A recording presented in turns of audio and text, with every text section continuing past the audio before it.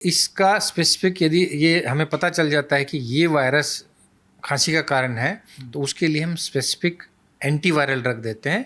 ऑस्टेलामिर दवाई है जो कि 75 मिलीग्राम की टैबलेट आती है, और वो सुबह शाम हम 5 से 7 दिन तक देते हैं। हमने देखा है कि ज़्यादातर जो केसेस अभी इस वायरस की वजह से आए हैं, ICMR के जैसे जो डाटा सामने आए हैं, जिसमें कि 30 के लगभग जो सेंटर में सर्विलेंस डाटा सामने आया है 5 मार्च तक का, उसमें देखे गए कि ये जो वायरस है ये आधे से ज़्यादा व्यक्तियों में देखने को मिला जिनमें कि ये सिम्टम्स थे।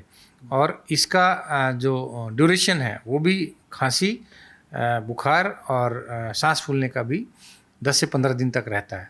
और हमने ये भी देखा कि कुछ पेशेंट्स में ऑक्सीजन की मात्रा भी कम हो रही है, लगभग 10% केसेस में ऑक्सीजन की मात्रा भी कम हो रही है। और कुछ पेशेंट्स को जो कि H3N2 वायरस से संक्रमित थे, उनको ICU में भी भर्ती करना पड़ा।